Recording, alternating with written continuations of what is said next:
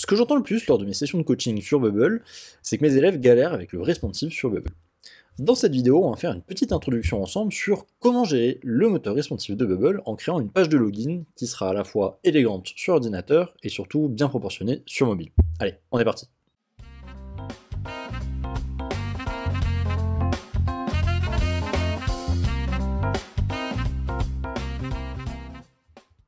Ok, on est de retour dans l'éditeur Bubble, et du coup, on va voir ensemble comment construire cette login page, et la rendre responsive évidemment pour avoir le résultat sur la droite. Donc ça, c'est un design que j'ai trouvé sur Dribbble, je vous mettrai le lien dans la description. Donc l'idée, ça va être de d'abord construire la page sur ordinateur, donc la page de gauche, on voyait qu'il y a 2 colonnes, donc on va voir ça ensemble, et ensuite de la rendre bien responsive pour avoir le résultat sur la droite. Ok, donc on est parti, on va commencer par créer une nouvelle page, hop, add a new page, on va l'appeler login, vous l'appelez comme vous voulez. Et on va étudier un peu ça. Quand on regarde la page, déjà le premier truc qui va nous choquer, c'est que on voit qu'elle est séparée en deux au milieu et qu'on a 2 colonnes. Donc 2 colonnes, comme son nom ne l'indique pas, on va pouvoir faire un layout directement qui va être un layout en row, parce qu'on va avoir 2 grands éléments qui vont être les uns à côté des autres. On va avoir la partie de gauche avec le sign up form, le logo en haut à gauche et la mention de copyright en bas à gauche. Et ensuite à droite, on va avoir un autre groupe avec l'image au milieu. Tout simple. Et donc du coup, on va déjà commencer par se créer 2 groupes. Un premier groupe sur la gauche qui va être groupe gauche, on va appeler. Hop, qu'on va faire aller de haut en bas. Qui va pas être fixe, il va être en colonne. Pourquoi en colonne? Parce qu'on voit qu'ici on a les éléments qui sont stackés de haut en bas.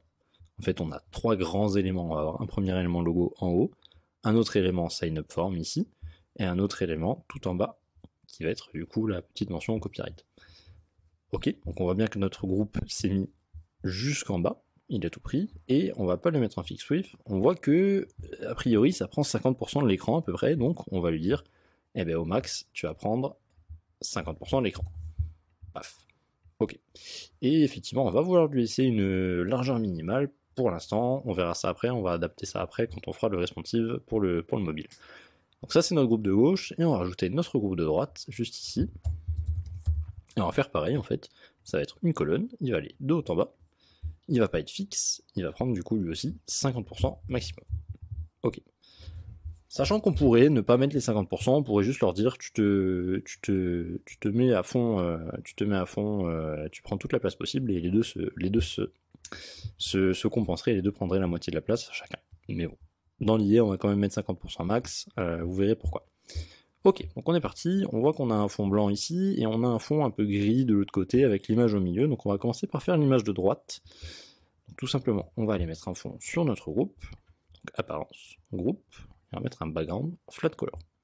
On va essayer de faire quelque chose d'assez similaire, donc on va mettre une couleur un peu grisée, comme ça, gris clair, très bien. Et dedans, on va aller mettre notre image, donc on va se mettre un élément d'image au milieu, hop, et qu'on va aller centrer ici, et qu'on va mettre au milieu, et qu'on va mettre au milieu. Et voilà, on a notre image au milieu, on va faire également un aspect ratio, et dedans, on va aller mettre une image que j'ai récupérée tout à l'heure sur FreePic, on l'upload, et on a notre image. Ok. L'image n'est pas détourée, il y a un background, ça ira pour l'exemple, on va pas trop s'attarder sur le design. Donc le plus simple est fait, on va maintenant faire la partie de gauche. La partie de gauche, ça va être la plus compliquée, ou en tout cas la plus complexe à faire, parce qu'il va y avoir tout le sign-up form, etc. Là, c'est un sign-up de login, donc c'est relativement facile à faire. On verra après dans une seconde partie qu'on va faire le sign-up form, où il y aura un peu plus d'éléments, où ça sera un peu plus intéressant. Donc on va commencer par faire nos 3 éléments. Donc on va avoir 3 groupes. On va avoir un groupe en haut avec le logo, logique, qui sera un élément row ou colonne, ça n'a pas vraiment d'importance. Et on va lui dire que on va lui faire prendre toute la place pour l'instant et on verra après. Ok. Et dedans, du coup, on va avoir un logo en haut qu'on va mettre en texte.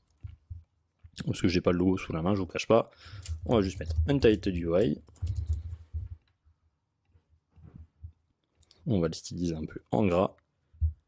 Et en 18, allez hop. Et maintenant on va lui dire fit with to content et tac. Et du coup on va pouvoir faire pareil avec le groupe ici. Fit height to content.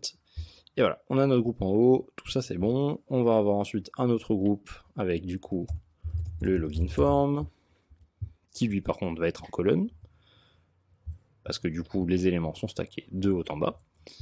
On va le laisser comme ça pour l'instant, on va le retravailler un petit peu après une fois qu'on aura mis les éléments, et ensuite on va avoir du coup un autre groupe en bas, qui va être un groupe très similaire à celui qu'on a mis en haut, c'est pour ça qu'on va le copier. Donc groupe logo, on va le mettre en last, on va le copier, on va le renommer, avec groupe, je sais pas, copyright.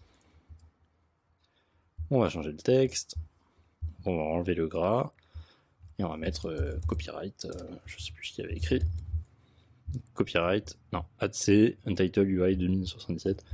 On va mettre ça, Untitled UI 2077. Ok. Maintenant, l'idée, ça va être donc de répartir ces trois éléments-là sur la page. Et donc, pour ça, on va aller dans notre groupe gauche et dans notre layout, on va juste sélectionner cette option. Et hop, magiquement, ça nous les met tous. Et on peut même aller plus loin et dire, hop, tu les répartis les trois jusqu'au bout. Et comme ça sera très bien. Et dedans, dans notre layout, on va pouvoir mettre un peu de padding. On fait en sorte qu'il ne soit pas totalement collé au bord. Et du coup, on va arriver à un résultat assez similaire. Peut-être un peu plus de padding sur son design. En tout cas, c'est l'idée. Maintenant, on va pouvoir s'occuper du login form. Et le login form, comme on peut regarder, il est centré, verticalement. Donc on va commencer par faire ça. On va le mettre au milieu. On voit ici le groupe qui se déplace. Et maintenant, on va pouvoir commencer à le remplir. Donc on va pas faire un fix wave, on va regarder un petit peu. Pour l'instant, on va le laisser un peu plus large pour travailler dedans, pour se laisser de la place. Et ensuite, on va faire notre truc. Donc de quoi il est composé ce login form? De toute façon, bon, il a deux éléments texte ici, a priori. Il va avoir un input mail avec un titre ici. Donc ça va être un premier groupe. Et ensuite, on va avoir un autre groupe un peu similaire qui va être le password. Une checkbox ici et un lien pour le password oublié. Et ensuite deux boutons. Juste un autre truc ici. Donc on voit bien qu'on est dans un élément colonne parce que c'est en vertical. Et donc rien de bien compliqué là-dedans. Ok. Donc on est parti. On va commencer par se mettre un titre. Welcome back. On va fit width to content et fit height également. On va le styliser un petit peu maintenant, comme ça sera fait. On va le mettre en 22. On va le mettre en gras. Ok. Et du coup, on va rajouter un autre élément de texte en dessous, avec marqué Welcome back, please enter your details. Welcome back, please enter your details. Qui donc ne sera pas en gras et ne sera pas en gros. Ça sera donc en 16. A priori. Ça a l'air de ressembler à ça. Ok, donc ça c'est fait. Hop, nous reste donc maintenant à faire nos inputs. Et pour nos inputs, tout simplement, on va mettre un élément de texte avec email. J'ai pas créé un groupe directement, vous allez voir pourquoi. Moi j'ai pris l'habitude de le faire différemment, donc email. Ensuite on va avoir notre premier input. Ce sera donc input email. Prenez bien le temps de renommer vos inputs, c'est très important. Je sais plus s'il y avait un placeholder enter your email, oui. Enter your email. Content format, ça va être un email. Ok. Et donc voilà, ce que je vous disais tout à l'heure, j'ai pas créé de groupe pour ces deux inputs alors qu'il faut, elles font partie du même groupe, c'est très important de bien les grouper parce qu'on voit qu'il n'y a pas le même écart entre ce groupe là, entre l'email et l'input pardon, et les deux trucs ici, les deux titres, c'est pour ça qu'on va les grouper, pour pouvoir gérer ces deux éléments là indépendamment. Donc on va les grouper dans un élément colonne, et c'est pour ça que je le faisais pas avant, c'est que maintenant c'est plus simple de le faire ici. Une seule chose à savoir, c'est que quand vous faites ce genre de groupe là et que vous les groupez a posteriori, Bubble gère ça de manière un peu étrange et lui met tout plein de paramètres dont vous n'avez pas envie. Donc on va enlever ça, et on va enlever ça, et du coup on va enlever le fit width to content parce qu'on voit que a priori notre input il va prendre toute la taille, donc hop, et ouais, on va lui mettre une min width quand même, et on verra ça après. Ok, donc on a bien notre input email. Jusque là, on est pas mal. On a notre input email, tac, groupe email, pareil, on va le renommer pour avoir quelque chose d'assez propre dans l'element tree. Et donc tout simplement, ce groupe email là, on va pouvoir le copier, hop, et le coller pour faire notre groupe password. Et comme ça, on a déjà nos inputs. Donc on va renommer ça, password. Et ici, dans le placeholder, il y avait marqué rien du tout, parce qu'il est déjà complété. On va marquer password. Tac. Et donc voilà, on commence à avoir quelque chose qui ressemble à peu près. Nous reste donc à mettre notre checkbox avec un élément de forgot password. Et cet élément-là, ça sera en réalité, vous allez comprendre pourquoi, un autre groupe. Parce que justement, on va faire comme on a fait ici en vertical, sauf que là on va faire à l'horizontale, c'est-à-dire qu'on va séparer ces deux éléments-là pour les répartir l'un à l'autre bout, chacun à l'un des bouts de notre groupe. C'est pour ça que c'est important d'utiliser les groupes pour répartir vos éléments. Donc on va voir ça tout de suite, on va se créer un autre groupe. Donc ça va être groupe CGV, les conditions générales de vente qu'on accepte, plus forgotten password, on va l'appeler. Hop. Et donc du coup, ce groupe-là, ça va être un row, parce qu'on va avoir deux éléments, qui seront les uns à côté des autres de manière horizontale. Il va s'étirer sur toute la largeur de notre groupe, et pour l'instant, on va lui mettre une hauteur minimale de 100 pour voir où on travaille, tout simplement. Donc dedans, on va avoir une checkbox, avec marqué à côté Remember for 30 days. Ok, c'est pas du tout des CGV en fait, j'ai mal lu. Remember for 30 days, ok. Et ensuite on va avoir à côté un bouton Forgot Password. C'est ça, enfin un texte Forgot Password. Qui sera en réalité un lien, mais c'est pas grave. Forgot Password. Hop. Je fais pas du tout design pour l'instant, on va le faire juste après. Hop, hop. Et voilà. Et là, ça va être intéressant d'avoir un groupe parce que au lieu de s'embêter à les mettre chacun de leur côté individuellement, on va juste pouvoir dire ok, bah, tu me les mets les uns après les autres à chacun, chacun d'un côté, du groupe. Et donc comme ça, on est déjà prêt, on a déjà notre truc, tout est bien calé comme il faut et ça va être beaucoup plus simple. Ok. Nous reste donc du coup nos deux boutons. Ça, assez facile. On rajoute un bouton en dessous, qui sera sign in, qu'on mettra en forme après également, qui lui, de la même manière, prend toute notre forme ici. On va lui laisser une hauteur minimale, dans l'idée c'est pas mal, une largeur minimale, pardon. Et on a un autre bouton sign in with Google dans lequel il faudra mettre plutôt un groupe. On pourrait effectivement faire un groupe sign in Google. Dans l'idée, c'est juste un bouton. On va pas le refaire ici, ça va me prendre plus de temps pour autre chose. C'est pas l'objectif de la vidéo. On va juste se rajouter en dessous, du coup, dans ta account sign up, qui est du coup un élément texte. Donc je vais reprendre celui-là que je vais coller juste en dessous. Alors il s'est mis tout en haut, donc je vais le mettre en last. Dans ta account sign up. Ok. Ok, donc on est à peu près bon en termes de structure. Maintenant, ce qui va être intéressant, ça va être de du coup séparer un peu tous ces éléments-là et les espacer un petit peu, parce qu'on voit que là, forcément, c'est beaucoup plus espacé, c'est beaucoup plus joli que ce qu'on a fait, mais ça c'est normal. L'intérêt d'avoir tout mis dans un groupe, donc notre groupe login form, c'est que maintenant on peut dire apply gap spacing between elements, c'est-à-dire rajoute de l'espace entre chaque élément, et donc on va faire 20. Et maintenant tout est espacé, c'est beaucoup plus propre que ce qu'on avait juste avant. Et on voit que comme on a mis nos textes de groupe ici, avec nos inputs, eux ne sont pas séparés, donc on garde quelque chose de cohérent en termes de hiérarchie, et c'est beaucoup plus lisible en termes d'expérience utilisateur. Donc ça, c'est top. Maintenant, quand on regarde un peu notre forme, on voit qu'il s'étend pas autant que ce qu'on a fait là. C'est normal, parce que nous on a dit, notre groupe, on veut qu'il s'étende de partout, on a juste mis un peu de padding ici, donc c'est normal. Donc maintenant, on va lui mettre une largeur maximum. Moi, j'aime bien la mettre en pourcentage sur ce genre de choses-là. On va dire, en fait, tu prends 60% maximum du groupe dans lequel tu es. En l'occurrence, le groupe dans lequel il est, c'est le groupe de gauche. Et donc, en fait, il prendra au maximum 60% de la largeur du groupe de gauche. Et comme on l'a centré tout à l'heure, en fait, il va se mettre directement au centre. Ça a l'air d'être à peu près cohérent avec ce qu'on a ici. On pourrait même mettre peut-être un 70%. Pour avoir quelque chose d'assez bien. Et ça m'a l'air pas mal. Écoutez, on est pas mal du tout. Donc, enter your email. On va faire un petit peu de design rapidement.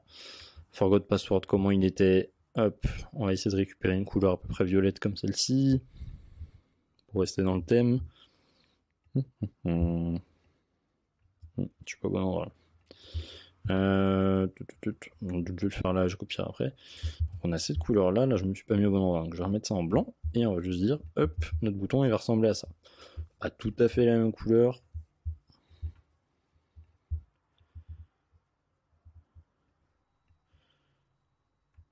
Allez hop, voilà, on va mettre quelque chose comme ça. Et donc du coup, forgot password, pareil, il est en gras et il a la même couleur. Je ne l'ai pas copié d'ailleurs. Hop, on copie, on colle, forgot password, ça c'est bon. Dans Have an account sign up, il n'y a que le sign up qui est en couleur, donc on va aller dans l'éditeur de texte et on va taper sur Rich Text Editor. Et donc du coup maintenant on va pouvoir sélectionner uniquement sign up et lui changer la couleur. Sachant que vous ne pouvez pas mettre une couleur personnalisée directement dedans, mais vous allez voir, on va mettre une couleur au hasard ici. Et directement dedans, on va marquer que voilà, on a du code bébé, ça s'appelle, et on voit notre sign up qui est entouré d'un code couleur. Donc du coup, on va pouvoir directement changer le code couleur ici, en faisant attention qu'il n'y ait bien un seul dièse. Et du coup, ça nous a bien changé notre code ici. Et de la même manière, moi je vais le mettre en gras. Hop, parce que ça sera un bouton. Et celui-là, si je dis pas de bêtises, il était centré, donc on va en profiter pour le centrer. Donc on va aller dans Layout, et on va le centrer. Hop, ok. Parfait. On n'est pas trop mal. Email et password, ils sont un peu plus gras que ça. Ils sont pas en gras totalement non plus, si je dis pas de bêtises. Ouais, ils sont, je dirais, du 600. Hop. Et du 600. Ok. Donc on n'est pas trop mal. Qu'est-ce que ça donne au niveau des inputs? Ouais, ça ressemble à peu près. Ils sont un petit peu plus ronds peut-être. Mais c'est pas trop mal. On va faire un petit preview, on va regarder ce que ça donne sur l'ordi. Alors sans le debug évidemment. Et on voit qu'on a quelque chose de pas mal du tout. C'est un peu plus gros que ce qu'on a là. C'est un peu plus gros que ce qu'on a là, donc 70% ça fait un peu beaucoup, on va le repasser sur du 60%. D'ailleurs je vais regarder les paramètres de la page, parce qu'on a l'air d'être un peu petit en taille de page dans l'éditeur. Ouais, on est sur du 1080, on se met sur du 1200. Voilà, comme ça on a quelque chose d'assez cohérent, et en termes de design on est pas mal du tout. Ok. On va voir comment ça se comporte en termes de responsive maintenant, vu qu'on a le design, et on va essayer d'adapter ça au niveau du mobile. On voit ici d'ailleurs que l'image est bien, je n'en ai pas parlé, mais l'image est bien ici, même s'il y a un fond, etc. On pourrait l'augmenter de taille, et lui dire par exemple de la même manière, au max, tu feras 600 pixels, je sais pas, c'est peut-être beaucoup 600, ouais, c'est beaucoup. 450 pixels. Voilà, comme ça on a quelque chose de pas mal, on garde l'aspect ratio, et on a une image qui se comporte relativement bien et qui est bien nette. Donc jusque là, on est bon. Maintenant l'idée, ça va être du coup d'adapter ça sur téléphone. Donc on va regarder comment ça se comporte dans l'éditeur responsive de Bubble, et on va faire défiler. Forcément du coup, on a notre image qui va pas nous aider. On a notre image qui va pas nous aider, donc on va dire que en fonction en dessous d'une certaine taille d'image, on va pas vouloir garder ce groupe sur la gauche qui va pas nous servir plus que ça. Parce qu'on voit qu'ici, à la fin, sur le téléphone, on ne le garde pas, il y aura juste l'image qui va se mettre en haut. Ok. Donc on va regarder à partir de quand ça commence à être trop petit, trop grand, pardon. On voit qu'en dessous de 1000 pixels, là, commence à y avoir une distance qui n'est pas suffisante. Donc on va faire quelque chose. Ah, mais je l'ai mis en fixe tweet, c'est pas bien ça. Non, c'est pas bien du tout. On va faire quelque chose, c'est que déjà, on va lui mettre une taille maximum de 450 pixels, et on va lui mettre une taille minimale de, je dirais, 280 pixels. On va voir ce que ça donne, pour qu'elle puisse se rétrécir au fur et à mesure. Ok, on voit qu'elle se rétrécit bien, donc ça c'est un bon signe. Par contre, elle n'est pas contrainte par l'élément ici, donc on va lui mettre un petit peu de padding pour bien garder les marges sur le côté. On va mettre un petit peu de padding sur le groupe droite, on va lui dire. Je pense qu'on va lui mettre 60 de padding, ça sera pas trop mal. Et comme ça, l'image, on gardera bien des bords assez propres, et elle se comportera bien mieux. Quand on regarde, hop, très bien. Et là, voilà, on arrive à 700 pixels, et on commence à arriver sur les limites de notre forme sur la gauche, et donc on va lui libérer un peu d'espace, et on va supprimer du coup, on va faire disparaître, pardon, on va pas supprimer, on va faire disparaître notre élément sur la droite pour lui donner toute la place. Donc comment on fait ça ? Tout simplement, on voit que en dessous de 700 pixels, ça commence à devenir un peu serré. Si on continue, ça devient du grand n'importe quoi. Donc, on pourrait pousser jusqu'au moment où ça casse, c'est-à-dire à 560 pixels. Là, on voit la taille de pixels en bas à gauche. Mais c'est très serré, j'aime pas trop, c'est pas top. Donc on va faire à partir de 600 pixels, je trouve ça bien. Donc on va sélectionner notre layout, notre groupe de droite, pardon, et on va lui rajouter une conditionnelle qui va dire que quand current page width, donc la largeur de la taille à l'heure actuelle est inférieure à, on a dit 600 pixels, et bien cet élément tout simplement ne va pas être visible. on va carrément le faire disparaître. Ok, donc si on regarde ce qui se passe, on arrive, là on a 600 pixels, et quand on arrive en dessous, paf, l'élément disparaît. L'élément disparaît, mais on n'a pas récupéré la place, et ça se comporte pas comme on voudrait. Et bien tout simplement parce qu'on n'a pas coché une option, qui est donc le Collapse when hidden. Collapse when hidden, ça permet de faire en sorte que, quand l'élément disparaît, il n'occupe pas une place de manière invisible. Vous allez comprendre. Donc on va cocher cette case-là, c'est très important de la cocher, et on va descendre en dessous de 600 pixels, là on a 600 pixels, et paf, 599, et on voit que ça occupe plus de place. Et là du coup on est bien. Le seul problème, c'est que du coup, souvenez-vous au début, on avait dit que cette page-là devait occuper au maximum 50% de la page. Et ça, on veut plus du coup. On veut qu'elle occupe toute la place, parce que maintenant la page est petite, et qu'on veut que ça soit propre. Ok. Donc du coup, on va mettre également une condition sur ce groupe-là, et on va dire que, de la même manière, quand current page width est inférieur à 600 pixels, on veut que la max width, du coup, ça devienne soit qu'il n'y ait pas de max width, on va voir ce que ça donne, c'est très bien. Donc on veut qu'il n'y ait pas de max width, et surtout on veut que ça soit centré, mais c'est très bien, c'est déjà centré, parce que du coup notre groupe ici occupe toute la place. Donc parfait. Donc du coup on est bon, et donc on peut descendre jusqu'à une taille de mobile, et on voit que 320 la taille de mobile, non c'est bien, non c'est bien, nickel, on a fait du bon taf. Et ça ressemble plutôt bien. Il y a juste du coup le sous-titre ici et le titre ici qui sont pas centrés. S'ils sont centrés sur la version de base, non, ils sont pas centrés sur la version de base, donc on a quelque chose à faire encore, une conditionnelle. On va faire en sorte que quand ça disparaît, donc à 600, on va recentrer les titres. Donc de la même manière, on va ajouter une conditionnelle, current page width inférieur à 600, et on va dire alignment, horizontal alignment. Quand on arrive en dessous de 600 pixels, je veux que tu sois centré. Et on va faire exactement la même chose pour le sous-titre en dessous. Hop, tac. Et donc comme ça, quand on est au-dessus de 600 pixels, ils sont bien sur la gauche, ils sont bien propres, et ensuite, quand on arrive en dessous, ils vont se centrer, normalement. Non, ils ne sont pas centrés parce que l'élément texte n'est pas centré ici. Donc, tac. Et voilà, non, raté. Raté parce que c'est pas la bonne chose que j'ai mis sur le conditionnel, il faut que j'aille dans le conditionnel et que je dise text alignment et que je le centre et que j'aligne également horizontal alignment, que j'aligne les deux. Et là on devrait être pas mal. Voilà, là ça se comporte bien sur la gauche. Il faut bien différencier le comportement du groupe par rapport à l'alignement de son groupe par rapport à l'élément d'avant, par rapport à l'élément parent, et l'alignement du texte. C'est un peu la subtilité quand on travaille avec des textes. Ok, donc ça se comporte bien, on est nickel. Jusqu'à du 320, qui est la taille entre guillemets minimale sur mobile, on est nickel. Il y a juste un élément qui manque, du coup, c'est l'image qu'il y a ici en haut à droite, qui n'est pas présente sur notre design. Et bien tout simplement, cette image-là, et bien on va la rajouter en haut.